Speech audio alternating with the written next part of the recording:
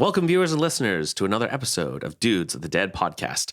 We're getting pretty deep now into season 7, focusing on the 1980s, and we have a prototypical slasher for you today, and I think maybe one of the more notable 80s horror films.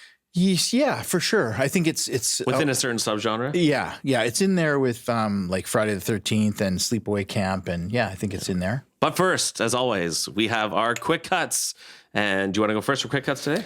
Sure. Yeah. All right. What do you got? So quick cuts. My quick cut is Rogue from 2007. This was recommended on Evolution of Horror, their latest season called Nature Bites Back. And this was an also ran. So I was a little bit hesitant, but they spoke very highly of the film. So, and when you see the rating, so 6.2 on IMDb, 83% critic, but 54% audience. Oof, okay. So directed by Greg McLean. I didn't recognize any of the actors, but it's Michael Vartan, Radha Mitchell, and Sam Worthington. Sam Worthington's name rings a bell, but yeah, I recognize that as well. Yeah. But I couldn't picture what he looks like. So the summary is an American journalist on assignment in the Australian outback encounters a man-eating crocodile while trapped on a rapidly flooding mud island. I'm not a big creature feature fan, but I think this one's a decent watch. I mean, it has some good set pieces. I didn't care for the ending. I found it a bit, too easy, kind of make everything right. I would have preferred a darker ending, but the actual, like the practical stuff and even the setup, even the premise is like these people are tourists and they're out on this tour and something happens and they get stuck on this like sandbar basically. And then they're trying to figure out how to get out of it before they're flooded off the sandbar. And then there's this, alligator thing. Yeah. So it's pretty good. Actually, a creature feature season could be kind of fun. It could be, actually. There's some really good creature features out there. Yeah. It's not my favorite subgenre, but they're usually fun. Yeah. Like they're in the middle. They're usually pretty solid. Crocodile horror, I haven't seen a lot. I think is it Lake Placid? Lake Placid. There's the one, I mean, they're not crocodiles, I guess, alligators, but there's Crawl. Okay, I haven't seen that one. That one was actually pretty good. Like, it's kind of a... Is that the one that it's in a house? Yeah, in the basement, like the crawl space of the house. Sorry, I did see that one, yeah. And there's one, what's it called? Pool? That's supposed to be good, but I watched the trailer and I'm like, no thanks. It's like an Asian film? Yeah. And it's in a swimming pool. Yeah.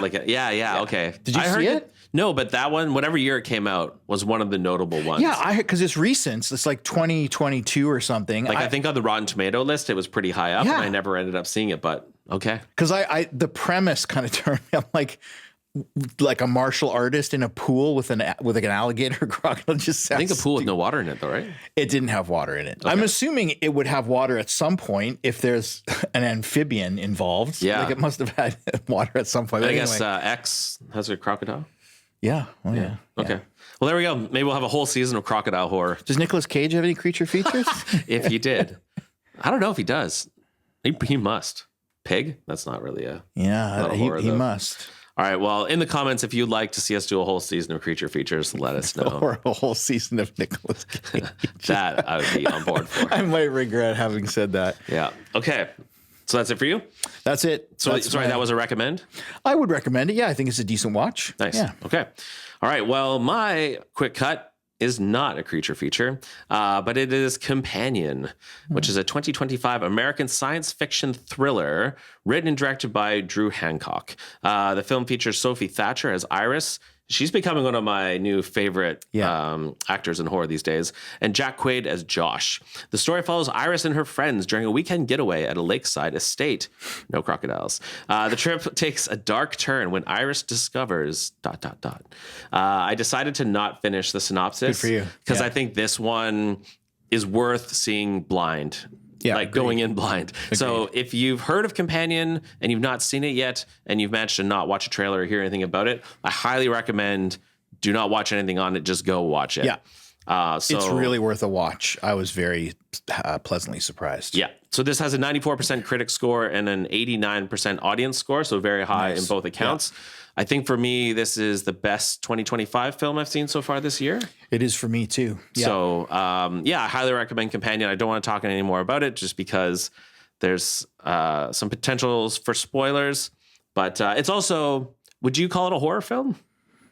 I would. I think it steers into that territory. Yeah. Yeah. I think you could maybe argue that it's more thriller. Yeah, you could argue it. But And they call it a sci-fi thriller, but I also think it gets there. yeah, I do too. It has some comedic elements as well. Like it walks the comedy line pretty It does strongly as well. But I would say the set pieces probably tip it over the edge into horror, in my opinion. There's some pretty gruesome scenes in there. So yes. But it's also accessible. Yeah. My wife watched it with me, and she doesn't like horror, but she liked Companion. Yeah. She was only in there for a few minutes, and it caught her attention and pulled her in. It's like, yes. It's really timely. It's really interesting. I think it's worth a watch for sure. All right, cool. So that's it for Quick Cuts, and that takes us to our feature for today.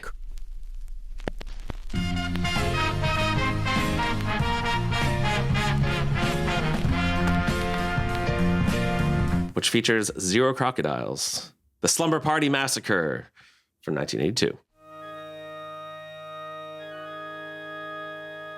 All the girls are planning a party. It's a slumber party for old time's sake. Be on the lookout for an uninvited guest. The party begins at 8 o'clock. All the girls are coming. Except Mary and Linda. And they won't be missed. There'll be plenty of surprises. Hello! And non-stop action. Courtney, run! Which is an American slasher film directed by Amy Holden Jones and written by feminist writer Rita Mae Brown, which we'll talk about. The main cast includes Michelle Michaels as Trish, Robin Still as Valerie, and Michael Villela as Russ Thorne. What a name. Yeah. Sounds like a porn name. Freddy Krueger, Michael Myers, and then Russ Thorne.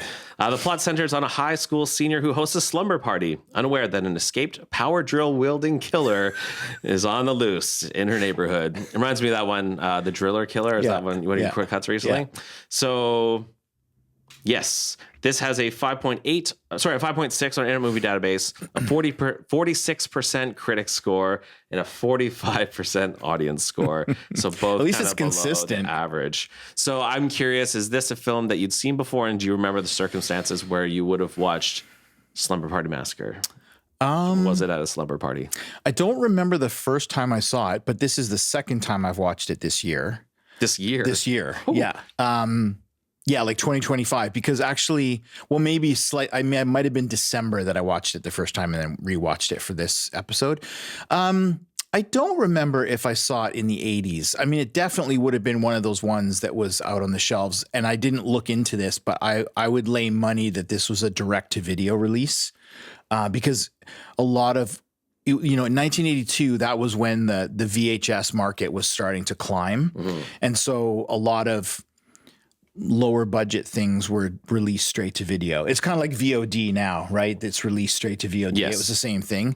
So I don't remember when I saw it, but what I noticed this time more so than when I've watched it before is that I think it's heavily influenced by Black Christmas. Yes. And by Halloween. 100%. Because it was like things jumped out at me this time that I kind of had glossed over before. And I was like, hey, wait a second, that looks really familiar, or that seems like it's really based on something. So no, longer answer than you probably wanted. I don't remember when it was that I saw it. I don't even know if I did see it in the 80s, but I've definitely seen it.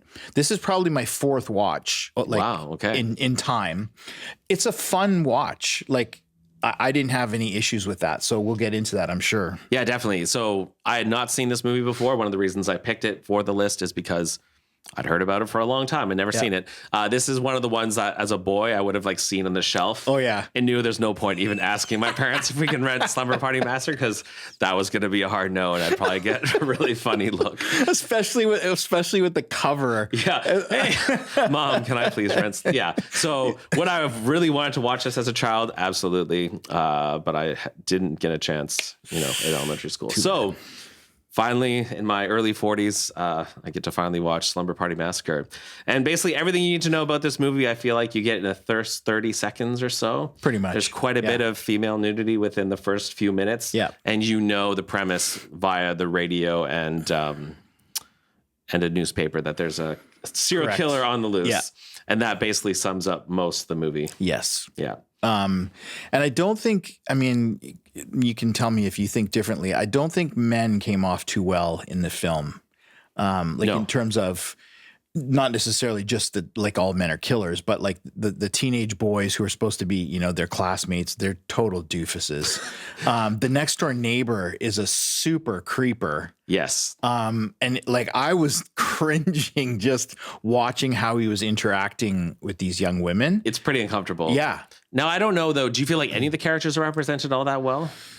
Oh, I felt like the characters were pretty weak, maybe outside of those sisters. They're pretty, I mean, even the female characters are pretty cardboard. They don't even, like, they don't flesh out characters very much. Yeah. I mean, let's be honest. You don't watch a film like this for the performances, right? Yeah. And I think normally this is a pretty clean podcast. Maybe we'll have to talk about a few.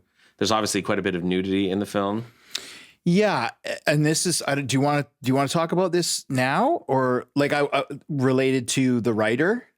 We could, yeah, and also in terms of spoilers, I guess we're gonna avoid plot spoilers. Yeah, but it's a slasher, so obviously, you know, we know most people are gonna die. Yeah, okay. I mean, but there's some cool set pieces that we can talk about in the spoiler section. So yeah, getting to the point you're about to make. Did you know that this was written and directed by women when you watched it? Not the first time I watched it. That only came, I think I found that out like a year or so ago that it was written, because I just assumed 80s,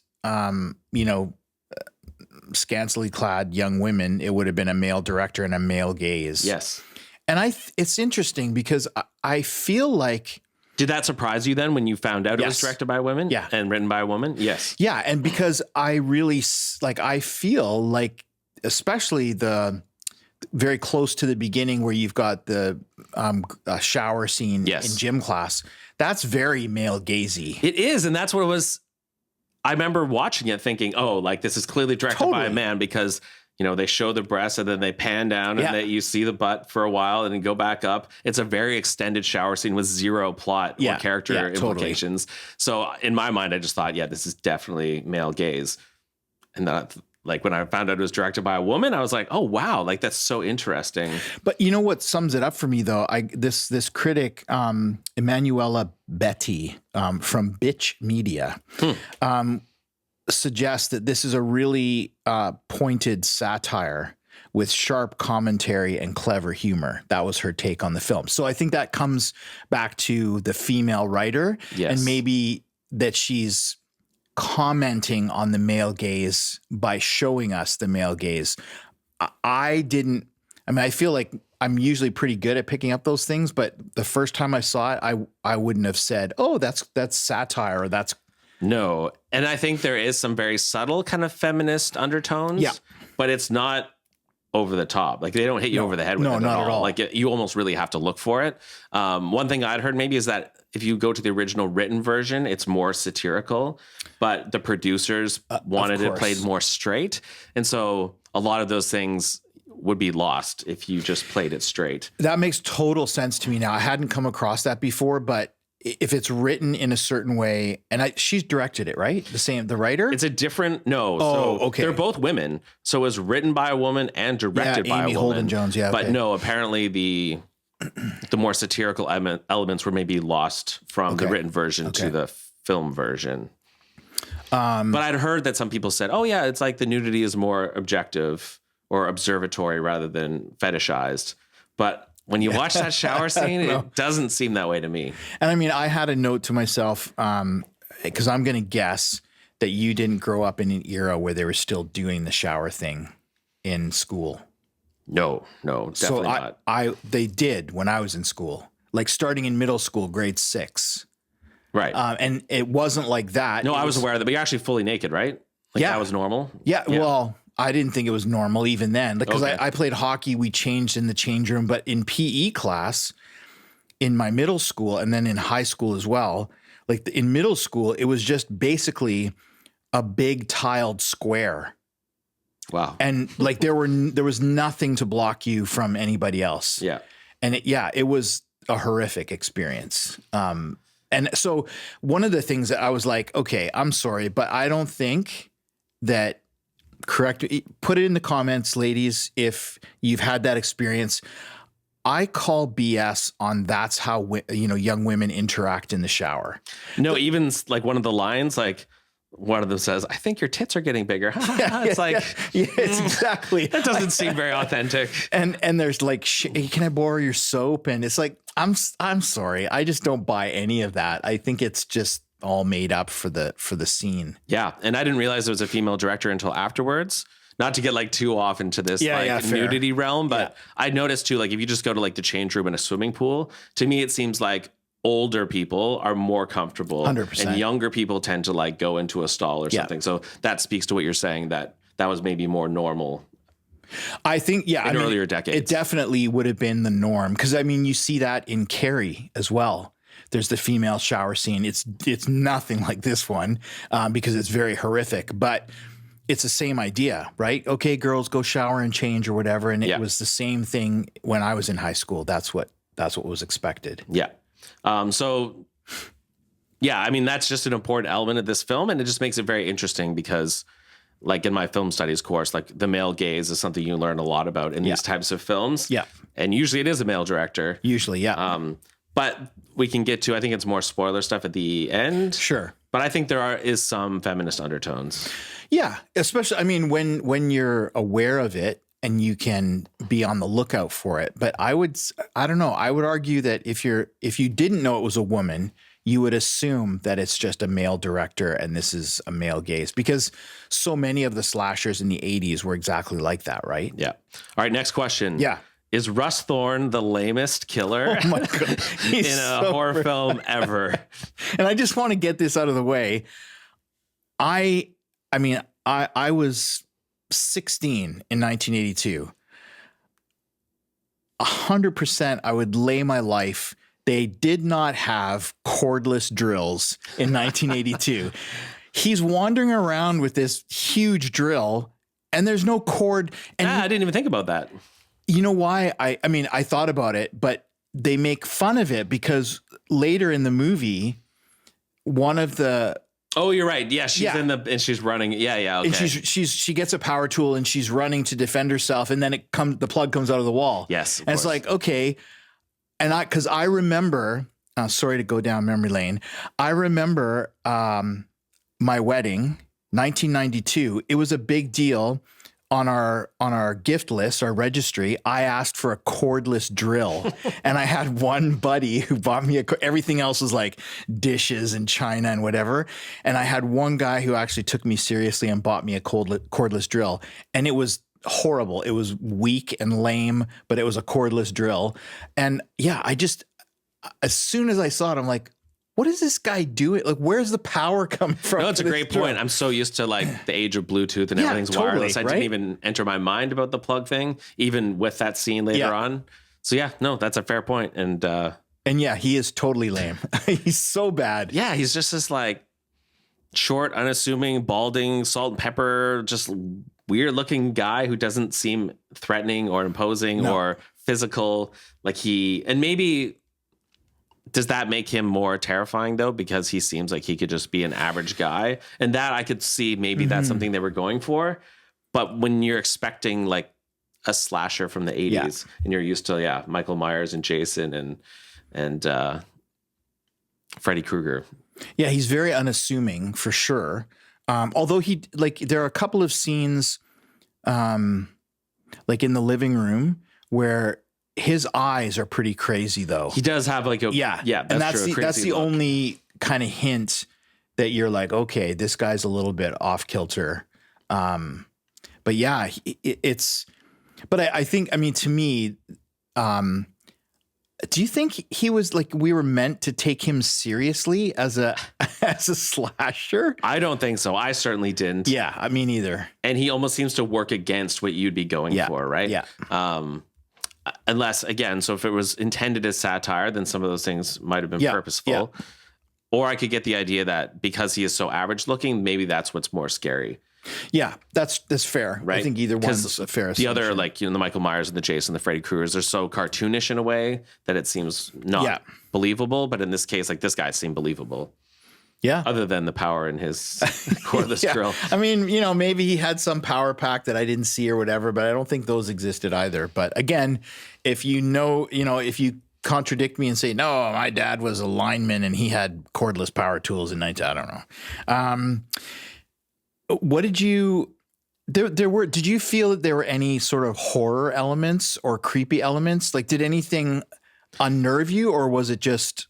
No, not really. They try, but I thought they were kind of lame. So there's a scene where one of the girls was walking home from school. Yes. And they do like the POV cam and they have the intense music and the camera goes out to her and you see the grab and then it's just like a guy from class. Yeah. Yeah. So I hate that. Those kind of fake outs were pretty lame, I thought. I thought the killer was so lame that I didn't find anything all that creepy. I only found one thing that I remember is... The movie starts with the protagonist who wakes up in her room and her parents are leaving for a holiday. Yes. So, and she's putting out in the trash, which is a total throwback. No recycling. She just throws stuff out in the trash, but it's all like she's got to be getting rid of like toys. Yeah, and she's got a Barbie doll. Yeah. And later on, the Barbie doll comes back. Like the killer has it. Yes. And you see a hand grab it out of the trash can at the beginning. Yeah. So to me, that was a little bit creepy because I find dolls creepy anyway. So the idea that, he had taken this doll out of the garbage and he had, done some stuff to it. And then I think he sticks it on the window or something in the kitchen. And so that was the only thing that was like, oh, that's kind of creepy. But yeah. And some of it is a bit visceral, like that girl at the beginning in the parking lot. Like, yeah, it's very abrupt. It's pretty savage. Yeah. I think the thing for me, like just the tone of the film, yes, the way it was set from the beginning, I'm like, okay, I'm not taking this very seriously. And the music didn't seem to. Now I've complained about this before, like music that broadcasts how you're supposed to feel, but the music in this, I don't think really set any kind of tone or any kind of mood. I had a note to myself that it wasn't all digital, cheesy 80s stuff. There were some.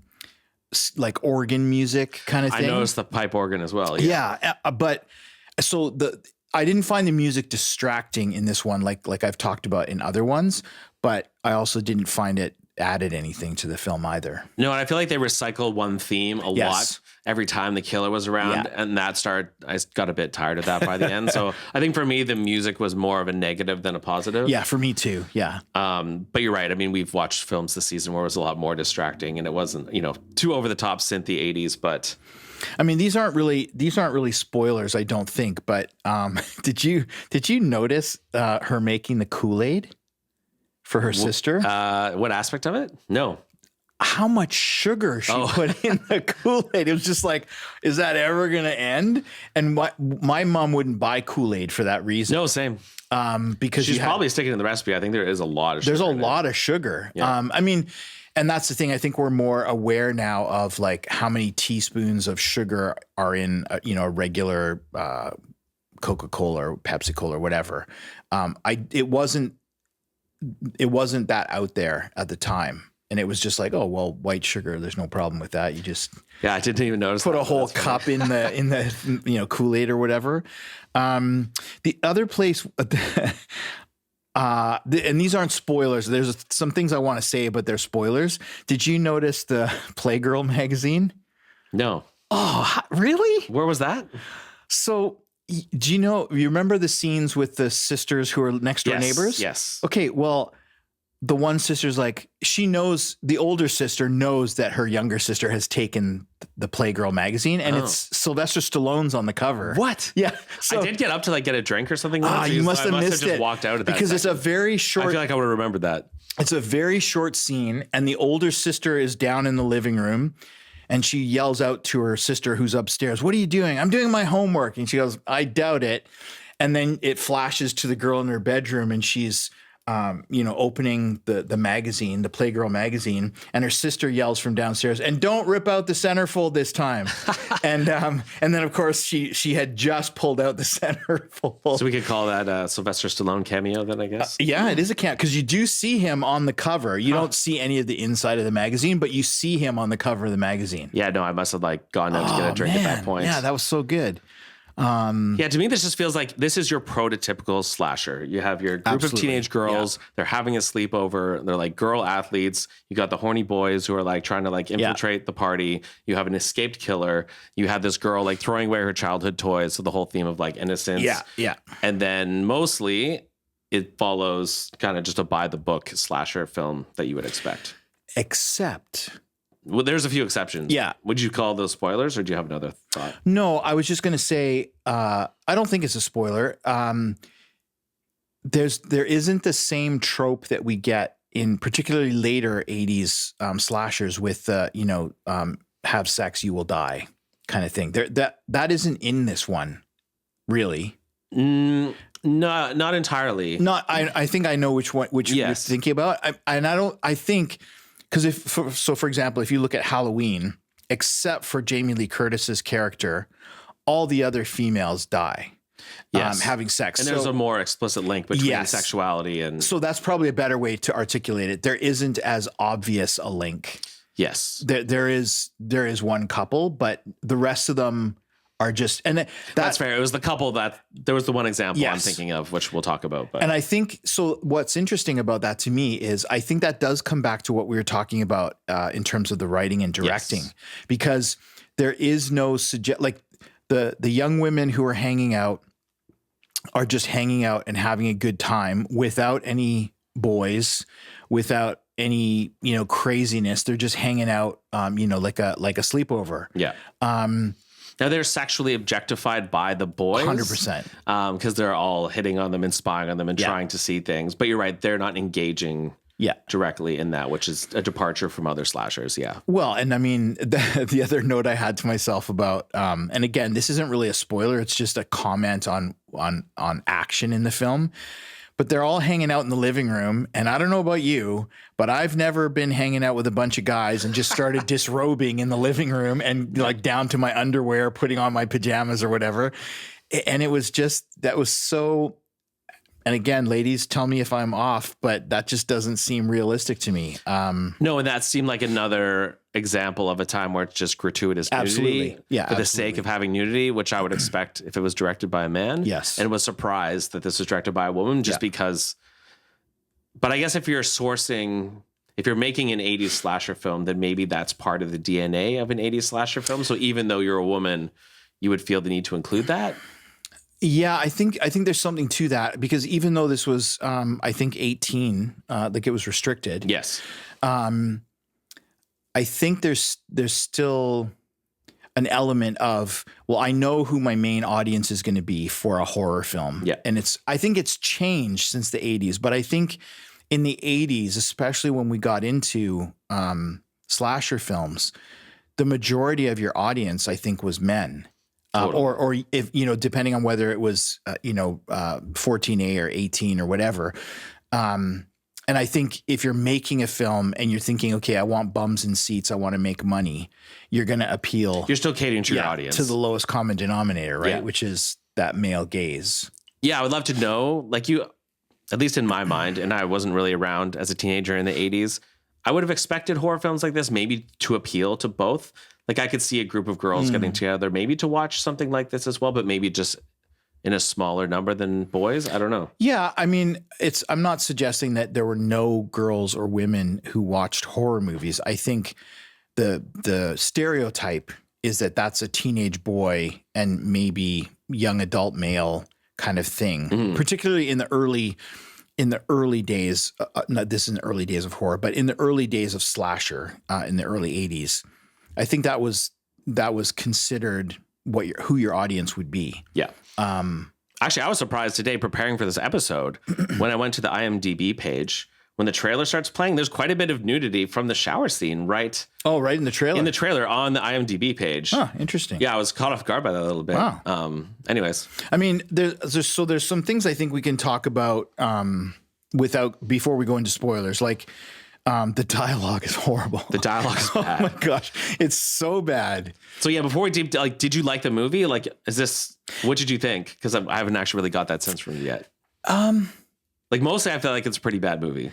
It is but you know what? It's like, I think it's in the category of that, like, so bad it's fun. Like, it does what it needs to do for the audience it's catering to. Yeah. Yeah. And I mean, I do think that, you know, it's a fun slasher in the sense that it doesn't take itself seriously. Agreed. It doesn't expect you to take it seriously.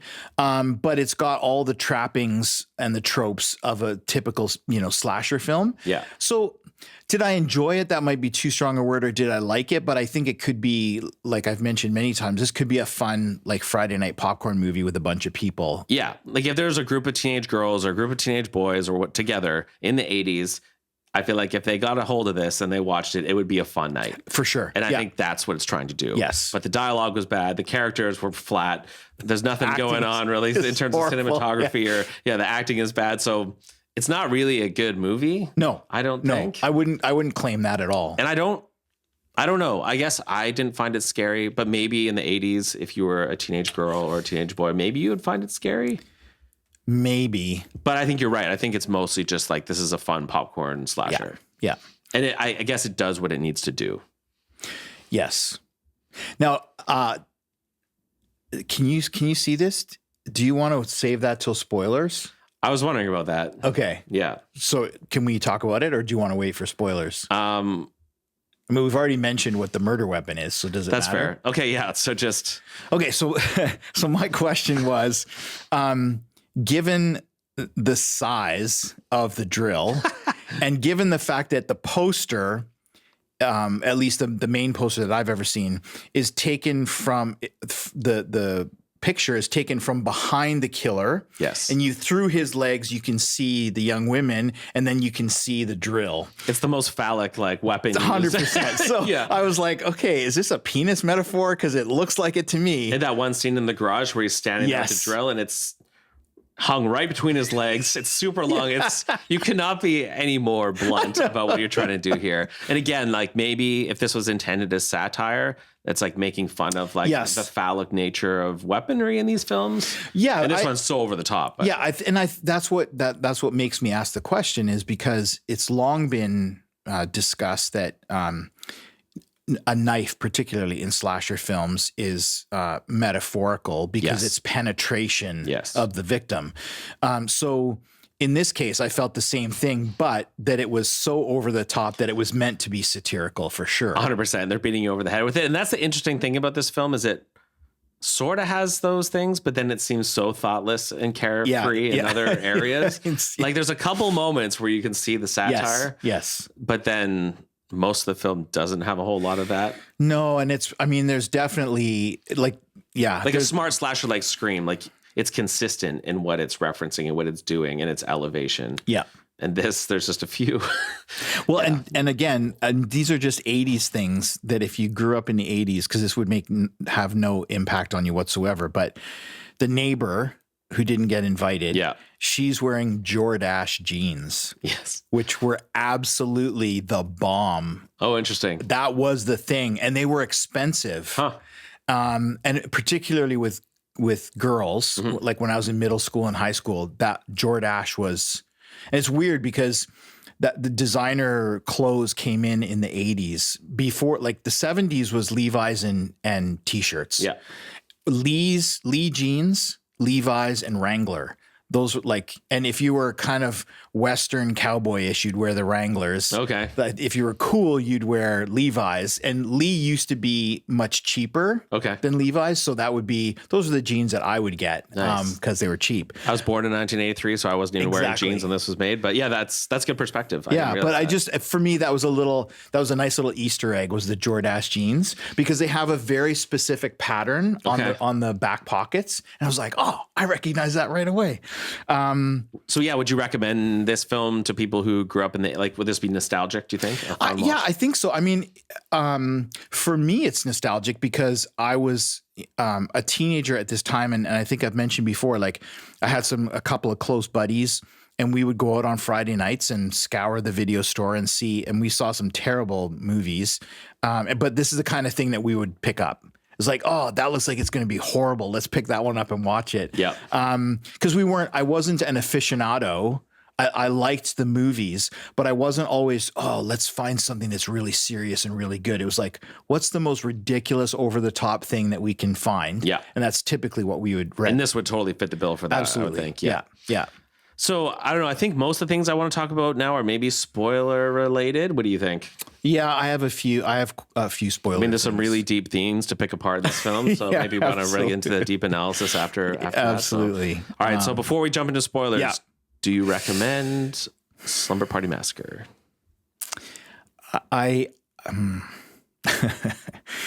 going to say yes. As a fun film, you get a bunch of like your friends together and have fun with it and laugh about it and poke fun. I think it would be a blast. Right. I mean, I'm not recommending this as a serious horror film.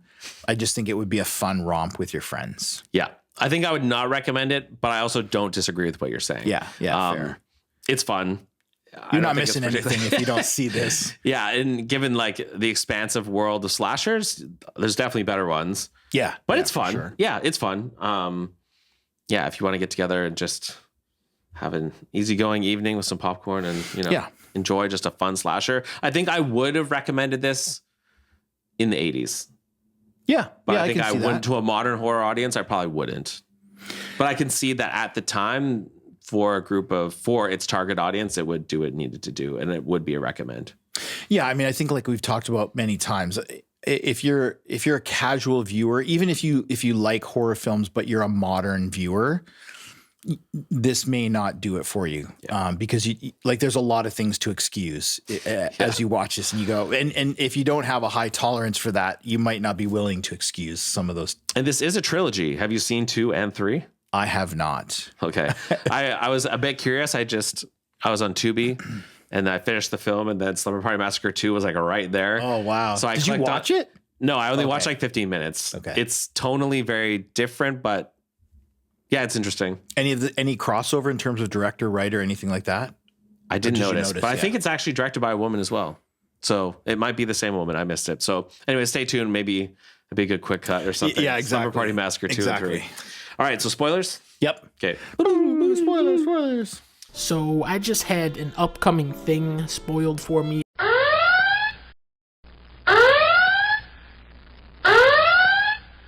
Okay, so now we can get into some of the kills and stuff. One shot I really liked was when there's the girl and he puts her in the fridge. Yes. And the two sisters are having a conversation. She opens the fridge and the girl's body hangs out, and then she closes the fridge and goes back in. I kind of laughed at that part. I thought that was clever. And doesn't she do it twice before she actually falls out of the fridge? Yeah, I like that great. sequence. I thought that was good. Yeah. I really like the pizza boy. Yes. The pizza boy kill. And what I really liked about it was that's another prototypical thing, right? Like the pizza boy. Exactly. Yeah. Right. They bring him inside and he's like, out on the floor, but they've still got the pizza. Yes. And one of the girls later says she starts eating the pizza and they're like horrified. And she goes, well, I'm hungry. Like I don't think I would eat pizza that I just took out of the dead hands of the pizza delivery person, but to each their own. And they do weave in some of those subtle comedic elements, which do make it kind of more fun to watch. I think I did laugh too. The kill in the garage in the car when she goes to see her boyfriend, his head falls right off. Yes, it's like so over the top. And there you go. Like but I laughed. I didn't think it was scary. And again, that's a Halloween. Yes. One of the kills in Halloween is in the garage in the car. Yeah. Now which is probably a direct reference, you think? I think so. Yeah. Because the only thing they didn't do that they did in Halloween was when she's about to start the car, she recognizes the dew on the inside of the window. So somebody's been breathing. Yeah. So they didn't do that in this one. No. But other than that, I thought it was a direct ripoff. And that was the only one couple where they were basically trying to hook up in the car. Yeah. And so that was the only kind of sexual element I can remember. Yeah. I can't think of anything else. I mean, I liked, there were a couple of things, just looking so after tell telephone repair person gets it in the van. Yes.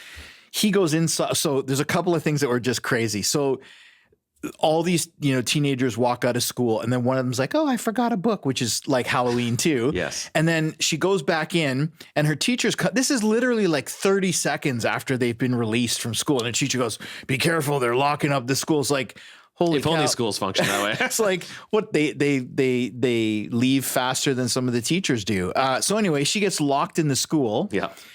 And then he comes after her in the school.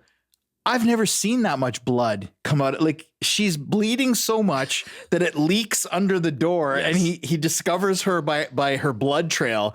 And I'm like, okay, you've lost so much blood, you wouldn't even be conscious anymore. It was hilarious, I thought. Yeah, no, most of the kills I was more, either rolling my eyes or laughing rather than it felt tense or scary. For sure. And there's another like funny bits throughout the film, like when the neighbor girl uses a machete to cut the drill bit in half. It's like, sorry, that's not how metallurgy works. At the end, you mean? Yeah, where she cuts the... Yeah, so going back to like the metaphor of what cutting the tip off, I thought was very intentional, and I laughed pretty hard at that as well. And the other thing that I found, I don't know if you noticed this, but when their teacher, is like kind of gets, spidey senses something going on. So she comes over to the house, and did you notice when she hits him with the fireplace poker that it bounces on his back? This was the first time I noticed it, but I'm watching. I guess you watched it 4 times, right? Yeah. And I'm watching, and it's like I could see the head of the poker kind of bend as she hit him on the back with it. I'm like, it was so rubber. That's hilarious. And like there were just some fun bits. Do you think that's intentional? Or do you think they missed that one? I don't think so. No. I think it was a prop that maybe they're editing. So what did you make? He's stalking them around the house. Yes. And then he just lies down in the living room and throws a blanket on. What was that about? Well, okay. So I'll tell you what my interpretation was. I think he, instead of running around the house trying to get every girl that was left, my sense was he was trying to hide to lull them into a sense of complacency so that they would come back in the living room, and then he would come out and I can see that. It seemed a bit random, like he's hunting around and he just makes a little bed in the living room, pulls up his blanket. I thought, what is going on? But maybe he's baiting them or playing possum. Yeah, I mean, that was the only thing I could think of.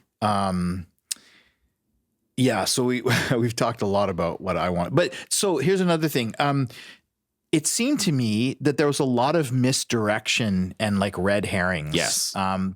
Again, I think too many. Yeah, I think so too. Because it was just like, it was hard to believe that anything was going to happen, because every time something happened, it was kind of like a misdirection. Yeah. And I think maybe in 1982, people wouldn't be as hip to those things, but in 2025, you've seen so many horror movies, and that's just so overdone, like the red herring and the fake out, that I'm just so sick of them. I didn't have any patience for that. Like, I mean, it's almost as bad as the mirror thing, right? Yeah, so cliche. But you're right. I think we're talking 43 years ago. The audience was not keyed in. I mean, there might have been the odd complete movie geek that would have seen that, but your general audience would not be as well informed as a modern audience is about how film is made, what tropes are, what, final girls, like there was none of that kind of stuff. No. And for like, if your audience is late teenagers, they probably haven't seen too many anyway. So they're not as trained.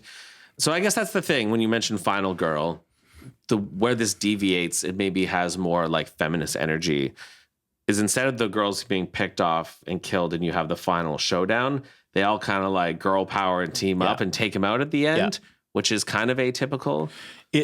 Quite atypical. Yeah. So do you think that's where some of the... Yeah, maybe. I mean, like I say, it's really they hard. all kind of work together to take him out. Yeah. And you don't see that very often. No. I mean, I can't. I'm trying to think if I've seen another one. Because even kind of revenge horror is when it involves a female is often just one, and she's getting like I Spit on Your Grave. Yeah. Right. It's not usually 2 or 3 or 4 women that are ganging up. Yeah. So yeah, that's definitely a deviation. I think some people I've heard say like they call this film misogynistic, and maybe they just see the title or they don't watch the movie or they're not. Yeah. But actually, most of the victims I feel like are men. Quite a few. Or at least it's pretty equitable. Because they've got the pizza boy, the 2 friends, high school friends, Yeah. the male part of the couple, Yeah. and the male neighbor. Exactly. So that's 5 kills right there. Yeah, and then who? So And then there's the girl in the showers and who gets locked in the school. there's a The girl in telephone. the van Yep. at the beginning. and at least two One in the of- house, right? 2 bite it in the house Yeah. because there's only 3 left at the end, right? There's a neighbor, her sister, and the main. Does the coach get killed? I can't remember Oh, maybe not. when she comes to 'Cause- help them. I don't know that. Yeah, that's. I feel like maybe she did, but even if she did, so that's 5-5. Yeah. So it's equitable. Yeah, I don't know. I mean, there's some nudity, but I don't know if I'd call this film misogynistic. And I think when you know it's written by a woman and directed by a woman, and that's even a harder claim to make. Yeah, I mean, it is interesting. Like I was going to say, just because it was written and directed by women doesn't mean it can't be misogynistic, but it's certainly more unlikely that it's going to be. Yeah. I mean, women can be misogynistic as well as men can, but it wouldn't be very common. And I do think. And the kills aren't completely mean-spirited. It's not like Terrifier 2, the bedroom scene or something, right? Like it's... No, I mean, they're dispatched pretty quickly. And I mean, you know, given the budget of this film, which I'm assuming is quite minimal, and the things that are going on, it's not. I lost my train of thought there. It's not. Can't think. I'm That's gonna okay. Cut that part. Oh, misogyny, but yeah. Okay. Cut. Okay. So coming back to the misogyny thing, I think if you look at the cover of the video and you're used to seeing movies like this at that time, it makes sense to me that you would assume it's misogynistic. Agreed. But I think you're right. You would assume that without ever having seen the film. Yeah. So that's the out there, I think. Yeah, I just saw, I think one reviewer, I came across something that labeled the film as misogynistic. I was like, oh, that wasn't really my takeaway. No. It's more fun and light Yes. and comedic, and the kills to me don't seem overly mean-spirited. No. It doesn't seem to revel in like torturing women and killing them. No, and that's the thing also. I don't think it I don't know how to articulate this the best way. Like I think the kills are how you would kill anyone. You know, because as we do With a power drill. yeah. A cordless power drill. What I'm trying to say is that it's not specific to women. It doesn't focus Yes. on female body parts or humiliating the woman or anything Agreed, like that. It's just, I mean, he kills the pizza boy just as well as he kills any of the women. Carnage is very equitable. It is across gender lines. Absolutely, agreed. absolutely. Yeah. Yeah, I mean, again, I rolled my eyes when the killer comes back when you think he's dead. Yeah. And then he's still alive. I'm like, okay, here we go. Yeah. But yeah, I mean, it's everything you would kind of expect. Yep. It does what it needs to do. It's a relatively fun watch. I think the killer's super lame. There's that scene in the bedroom too, where he like comes in with the drill Yes.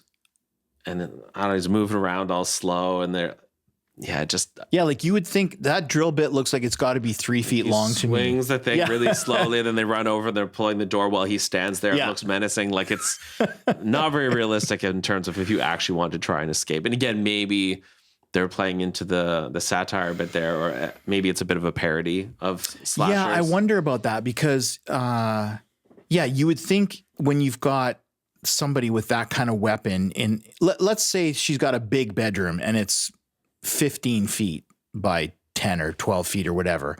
That's still a pretty small space to be wielding. It's a heavy, it's not a hand drill. It's like one of those construction drills, It's almost massive. like a jackhammer. Yeah. Right. That you've got like 2 handles and you've got this 3 foot long drill bit. So yeah, I mean, that's just ridiculous because he just kind of flails around and then how do they barricade the door, That's but he right. So comes they in have through to take the window. away the barricade. Yeah. And of course, he just kind of waits for them to do that. Exactly. Yeah. So I don't know. Maybe they were trying to do like what Scream was trying to do, but they just didn't execute it as well. Were they trying to elevate and be smart and referential? Yeah, maybe. Like, I think if they were trying to do that, they might have been a little bit too subtle. Yeah. Like, I think given the rest of the film, they probably should have hit you over the head with, yeah, we're making a parody here. Yes. Because if you're not savvy to that kind of stuff, or you're not willing to be open-minded that maybe it is satire, then we're reviewing it and we're looking at it with a critical eye, whereas most people probably are not. Yeah. Yeah. I mean, this is definitely something that you would look at and go, I don't think I'm going to watch that. Like, especially if it was just you and your partner or something, you're probably like, no, we're not going to watch this. But I think it's a fun one. So have you ever put an ice on like a bruise or swelling with cold hot dogs? Is that something you've done? Black eye. No. That is pretty funny, actually. Because I think the guy says, like, nobody puts hot dogs on, like, the whole steak she's thing. She's putting the cold hot dogs on his wound, which is pretty funny. Yeah, I mean, it's there are some funny bits. There's definitely satire and comedy in there. I just don't think it comes off as well as it might or could have, for sure. Okay, well, we're almost an hour in. That's actually more than I thought we would talk about this film. Me too. There's not really too much to it, but we managed to find a few things. So, yeah. Anything else for you? I do not have anything to add, sadly. Okay, well, if you are looking for a light, fun evening with Russ Brown, no, what's his name? Russ Thorne. Check out Slumber Party Massacre. There you go. Okay. Well, thanks for watching, and we'll see you in the aisles.